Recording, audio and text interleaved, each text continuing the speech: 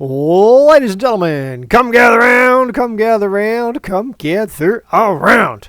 Today, we're going to be pulling out, rebuilding the 400 out of this 1968 Pontiac Catalina. I'm also teaching my son how to rebuild an engine. So let's go!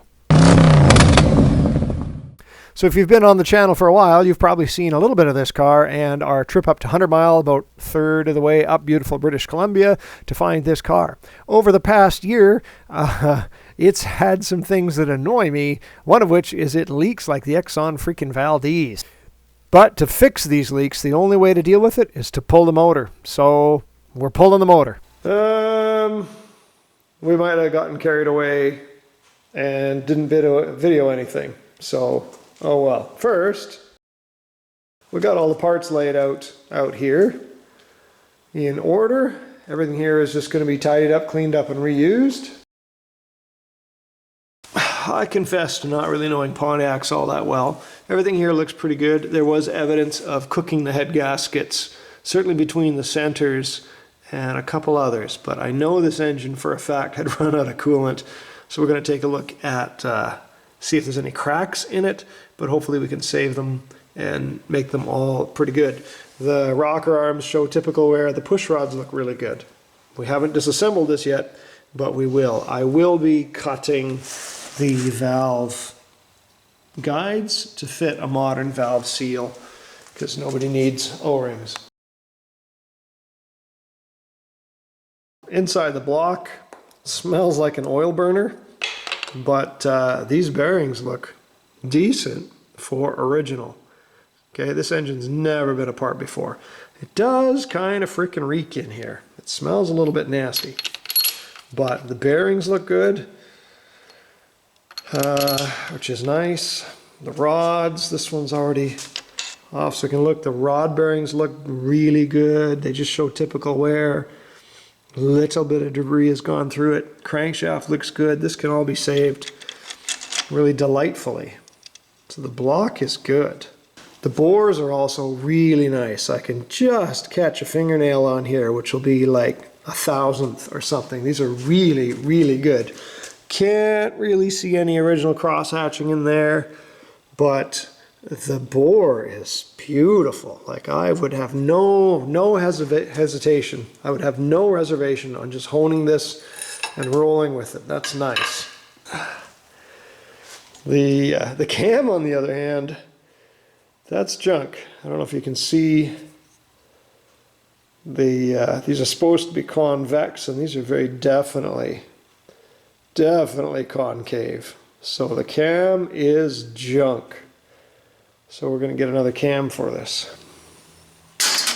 Inside of the pan is a little scungy.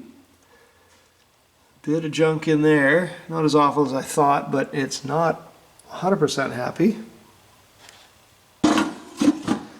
Head gaskets, both are very definitely cooked between the two center cylinders.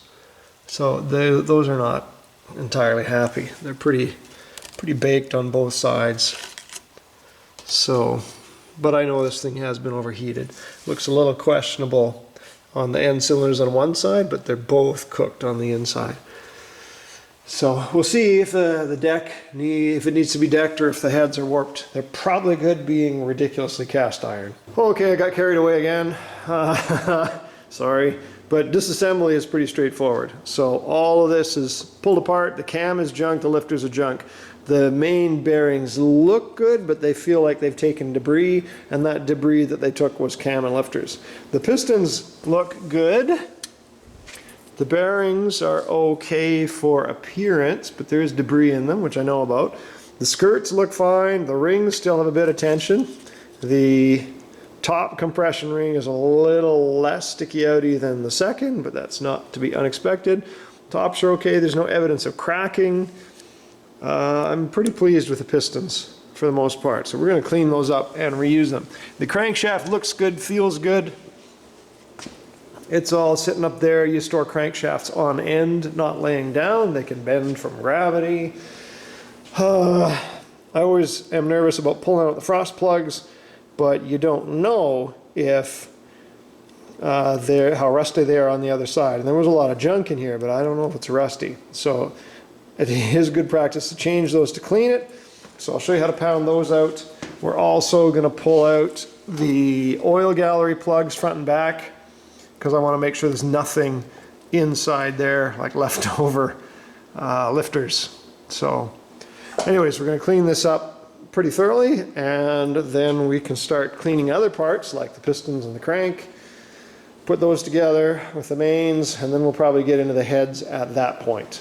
So more stuff stored at the back over there, but here we are. So hooray, new camshaft is coming. So the old frost plugs are way thicker than the replacement Dorman aftermarket ones, and there's different philosophies about frost plugs, whether you use steel or brass. I went steel. You pound them in with a drift or a punch or something, and then you can pry them out with a hefty pair of pliers, and then when this is all cleaned, we will demonstrate how to put them together. I think I'm just hitting this with WD-40 in places just to get some of the grease off, scraping all the gasket goo, and we'll be dragging this outside.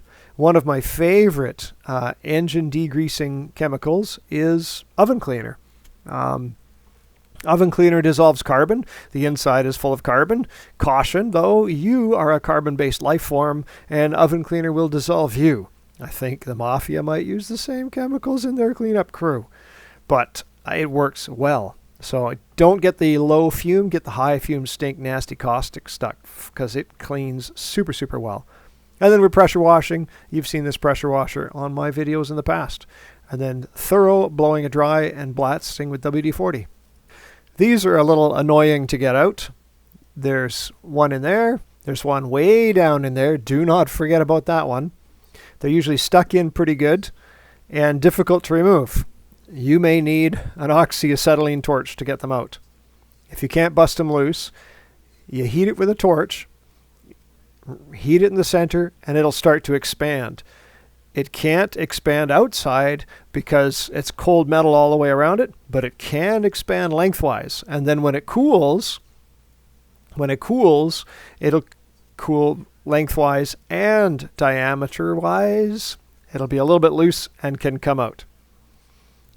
I ordered some square drive tools. I did grind down one of my extensions. I've done bolts, but I actually broke down and bought a set of tools that will do this. You just got to get in there, do it once. I think the replacement plugs I got were hex, not square. The front end of the engine usually has these cup plugs that plug the oil gallery holes. A smarter way to go is to thread it and fit the thread in plugs as well. Just make sure it's threaded far enough in that the cam sprocket doesn't hit it. I'm going to thread those to fit this. So I'm pretty sure this is a 1/2 inch NPT tap, but I didn't have a tap handle, so I just used a ratchet. But in using a ratchet, there's a risk. Oh dear. Let's not record that. And then when you break the tap off in there, you get a big nut and weld it thoroughly to the end of the tap. Let it cool. It shrinks diameter-wise as well, and you can probably get it off again. I think at this point I checked the tap drill chart and discovered I needed to make the hole a little bit larger. So with a brand new tap and a tap handle, because, you know, once bitten, twice shy, I threaded those down and there was no problems since. So these are the new plugs that I got for it. I also like to deburr my engine blocks and cylinder heads just so that there's nothing that's going to catch my skin with sharp edges and casting flash. I do the inside largely to help the oil drain back into the engine, but also just to remove the risk of anything breaking off and sailing through the motor. I recognize it's like 60 years. It's going to be fine. But I'm here, and even smoothing off some of the disgusting outside just makes me feel good. You're not going to drive this and go, oh, I say, did you deburr and smooth off the entire engine block? I can totally feel it. No, you're tripping. I bought a ball hone for this, or a dingle ball or flex hone, 4 1/8 diameter, because this is 4.120. And then teaching my son how to hone. I use WD-40 as a honing oil. There is honing oil. This works. And then my son's out here cleaning and scrubbing and giving it a good thorough clean. There is an engine cleaning brush set that you should get to get through everything inside the motor. Once it's all nice and clean, we are going to install the cam bearings. And I fabricated this cam bearing installation tool. I have free plans for this on my website, gwellwood.com. And I can't remember if I have the measurements for small block Chevys and LSs on there or not. I don't know. But this matches small block Chevy cam bearing journals, so I have that. Useful tool. They're actually pretty cheap to buy, but I had the material and I made them. So I got new cam bearings. I'm using some kind of assembly lube, and we're putting the crankshaft and everything in there. Crankshaft, look how clean it is compared to before. Again, that is thorough cleaning and scrubbing with oven cleaner. And then we're setting up the main bearings, and I always like to install a main cap, make sure it still turns, go to the next main cap, make sure it still turns, checking every single step of the way. The main bearing caps should be numbered and an arrow indicating which way they should face on the block. And those caps are designed and machined and fitted to be where they go, and no other position than that. But it fit together. Now, I've done a lot of small block Chevys and Fords and Dodges, but they're certainly put a little bit more engineering into the Pontiac motors compared to those. I didn't think they would have, but they sure did. We put it in plastic to keep dust and debris out of it, and now we're putting the pistons in because it's another day. There's a variety of different kind of rings you can get. Oh, I think I just picked cast iron rings. Moly rings are some of my favorites because they're almost an immediate break-in when you run them. But I ordered this long before we had the engine apart. So the pistons go in. I use, you might recognize the spark plug boots that I use on the end of the rod bolts, and it just protects the soft iron crankshaft journals from the hardened steel rod bolts. Just you smack that at all, it dents the metal for sure, but it also raises a burr which will take out your bearings. It'll machine them out. So the oil clearance inside an engine is about 0.001.5. That's about the thickness of your hair. So you don't want to do anything that can upset the surface of the crankshaft. Anyways, we're putting in pistons. I don't like this kind of piston ring compressor, but they didn't have a 4.120 tapered sleeve to just shove them in, so this is what we do. All the pistons have a dot pointing to the front, and fresh new bearings, and they get torqued to whatever the spec was. Probably somewhere around 45 foot-pounds or so. I don't remember. I always look it up and promptly forget it. But yeah, we're putting the pistons in. Same thing with the crankshaft. You put in a piston, make sure it still rotates. They do have a specific place to go. We did number stamp these rods, the rod and the caps, to make sure they go back in the hole they came out of. It's actually kind of fussy. And then we ordered a different camshaft. We got a Summit Racing 2801. It's basically the high output 400 cam, and loaded that up with its wonderful grease and new lifters. That plate is going to go like so. So oil comes out of that groove. It's this thing that comes out of that oil and moves the rod chain.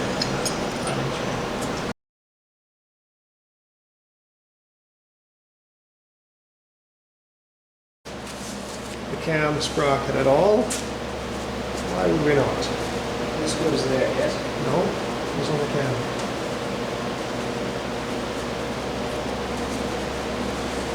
That little sticky outer bit has to go in the keyway.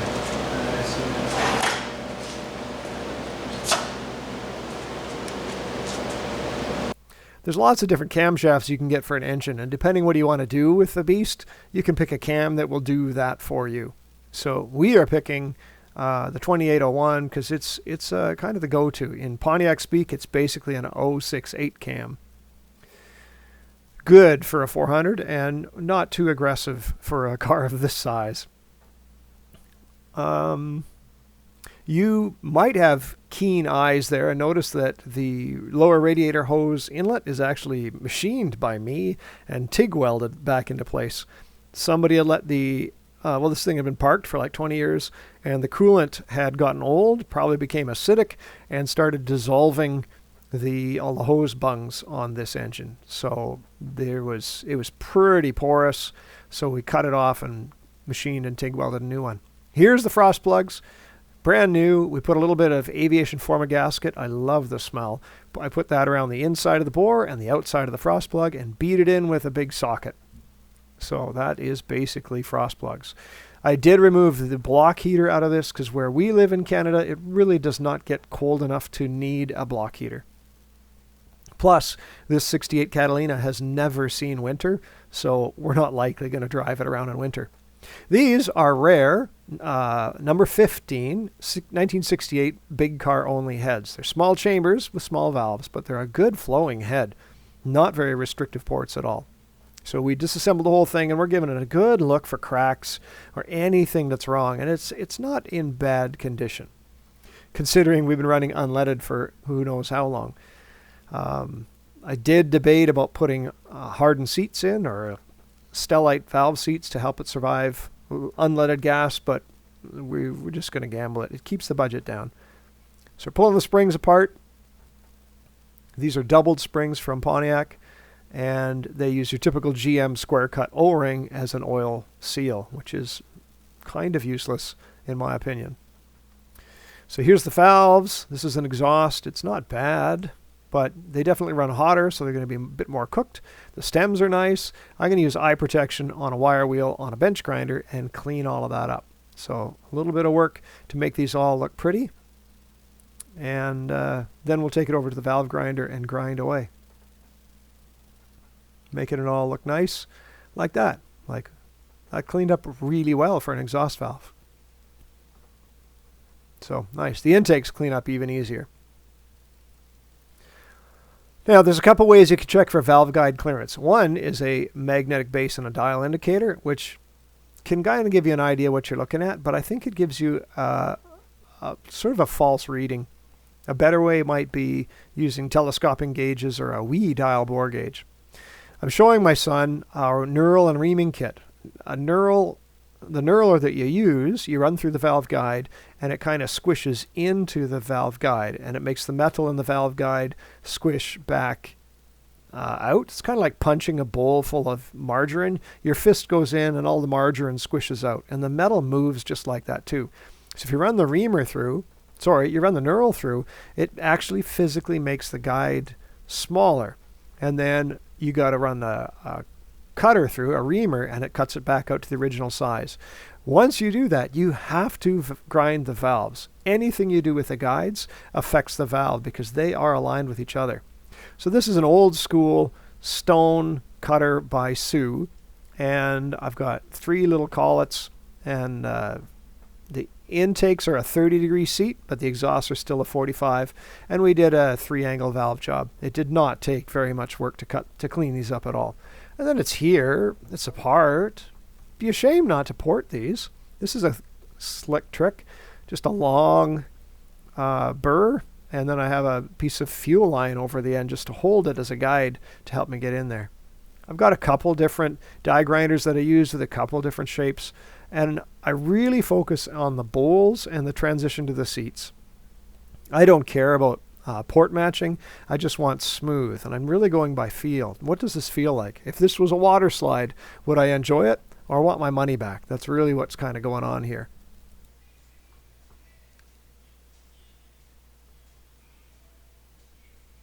So I'm sorry, I neglected to video cutting all the valves to a nice fresh surface. Sorry, I don't have any more valves to show. My valve grinder. So the factory way of dealing with this is square cut O-rings that seal the stem to the retainer. They kind of suck. The rebuild kit comes with these, but I'm not convinced that they're long life. These are Viton. I ordered from probably Rock Auto. To make them fit, you got to cut the valve guide shorter. I made this cutter. I think I've got plans for it on my website, chihuahua.com, but you can buy a cutter that will do exactly this. And you just run her through and cut that guide down.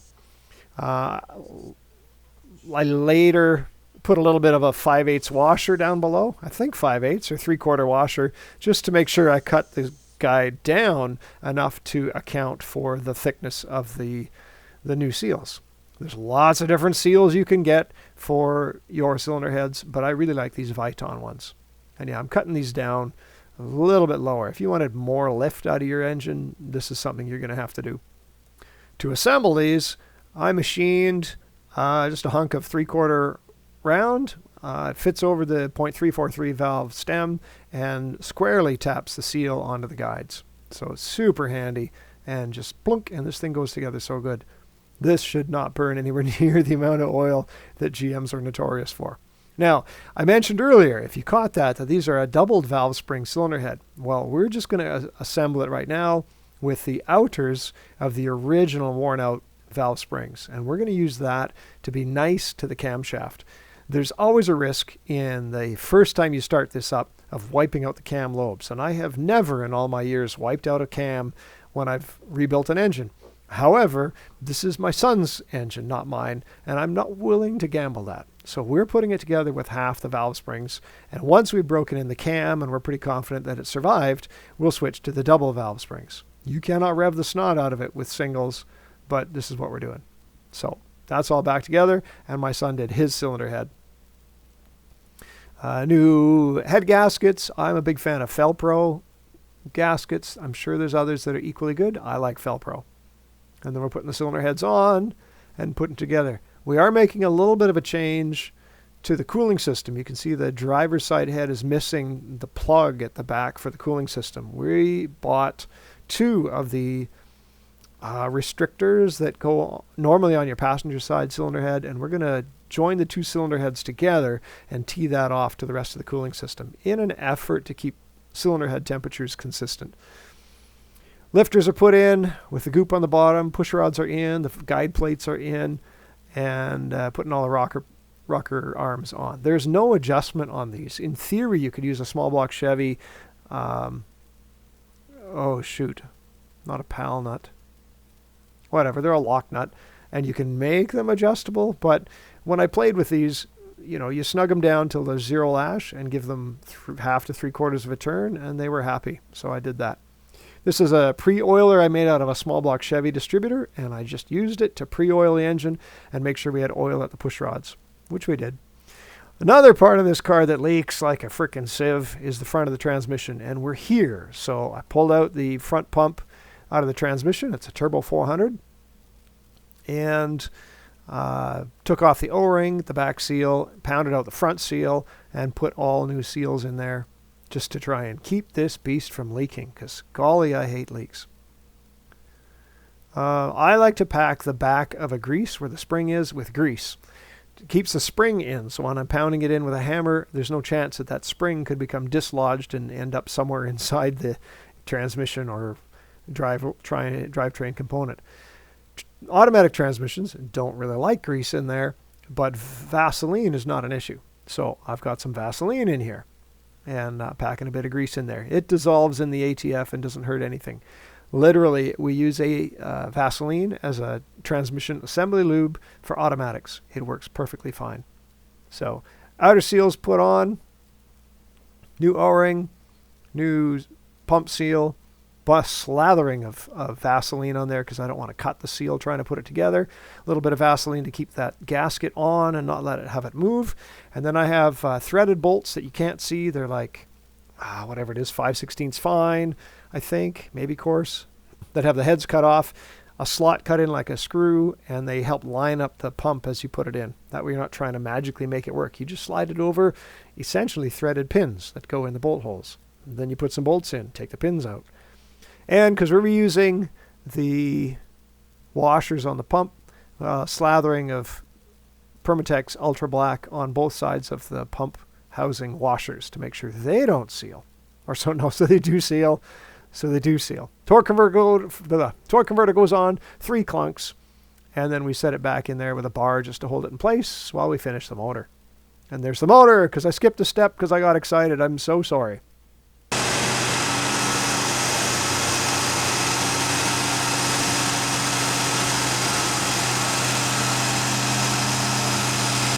So this is braking in the camshaft. You need to have a timing light to make sure your spark timing is good so you don't overheat it or cause issues. I got the vacuum on there just so I can get an idea if this engine's happy.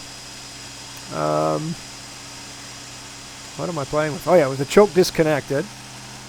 And the air conditioning is just out of the way because we're going to be taking the valve covers off and changing the valve springs shortly anyways. But this is the run, and the quick look underneath, is it pissing fluid all over the place?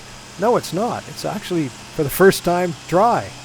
So not fully tuned or anything, but now we're going to change the valve spring. So I have an old dead compression tester hose and a wrecking bar that I modified, and we're going to use these comp cams.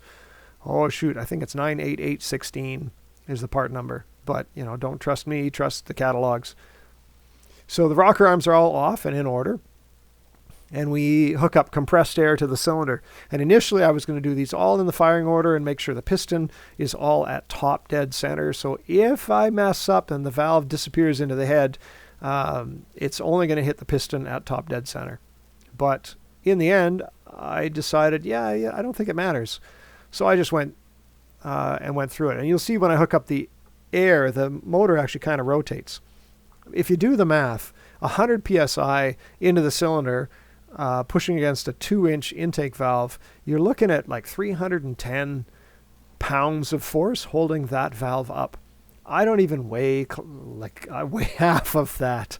So I think the issue is going to be pretty reduced. And so I had no problems just compressing the valve spring, taking out the keepers, changing the valve spring, and setting her up. Once those were changed, we got the hood back lined up. It's always smart to mark an outline where the hood hinge has to go so you can put it right back in the same place. We still had to tweak the hood alignment a little bit. And here it is sitting together, basking in its glory, ready to go. So it's early January. It's like 2 degrees outside, Celsius, whatever that is in Fahrenheit. It's running. Got it going. There's 0 leaks, which I'm ecstatic about. And we ran it for 20 minutes, drained the oil. I use break-in oil. It's down here. Any brand will do, but you want something high in zinc. So I did a break-in oil with just the outer rings, and we changed, not outer rings, outer valve springs, and we changed to the double valve springs, changed the oil. Another thing of break-in, we're going to seat the rings. But of course, if we're driving a classic like this, a 1968 Pontiac Catalina, we need to get ourselves some period correct eyewear. Let's go.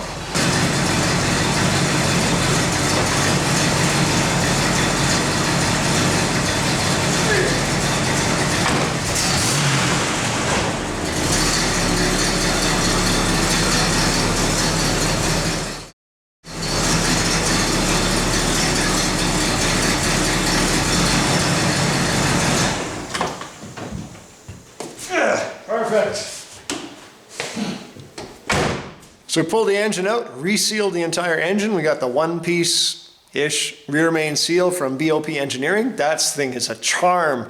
No more rope seal garbage. So that worked. We ported the number 15 heads, 1968 old car only heads, small chambers, small valves, but theoretically 10¼ compression. We put in the Summit 2801 cam, which is essentially the high output 400 cam from Pontiac, just with a bit more lift. We took apart the power steering box and resealed all of that. We took the front pump out of the transmission, resealed all of that, replaced one of the high pressure lines, I guess the high pressure line for the power steering, and resealed all of that. And oh my gosh, there is no leaks. Oh, I'm excited about that. We ran it 20 minutes and drained the oil, and then we put fresh oil in. I just took it out and seated the rings. Seating the rings, I go down a back road, you put it in first gear so it's low and you keep the speeds legit, and hard on and off. You need to be in a low gear so you get engine braking, so that acceleration loads the rings on one side of the cylinder and deceleration loads the rings on the other side of the cylinder, and it's on and off and on and off and on and off for like 20 minutes. Okay, like you want to abuse this thing up to the red line, load it hard and unload it hard. Then you come back and change the oil again. 20 minutes to break in the cam, 20 minutes to break in the rings. And then now we've got fresh oil in there, already changed. Sorry, I spared you the pain. And so we're going to run that oil, which is just a regular 1030 with a break-in additive in it to make sure we got the zinc for that cam, and we'll change that in another 1,000 miles. This is the additive I put in. It's Lucas, it's just zinc that you can put into any kind of oil. I recommend with a flat tappet cam, use this on every oil change forever. Some of the naysayers will be like, oh, you can't have a break-in oil in there, this is gonna destroy the motor. No, it doesn't. It's got the zinc that modern oils don't have, like the old oils had. So all this does is help the engine live. It's a break-in oil now because it's got zinc that ruins your catalytic converters. Ain't got no catalytic converters, but we do have a flat tappet cam. And boo-hoo, I've run that stuff every oil change on a flat tappet, aggressive camshaft small block Chevy for 9 years. And there was never a problem running and break-in additive all the time. So you want it to last? Break-in additive all the time. So there you have it. I taught you and my son how to rebuild a Pontiac 400. As always, thanks for watching, take care, and we'll see you again. I'm keeping the glasses.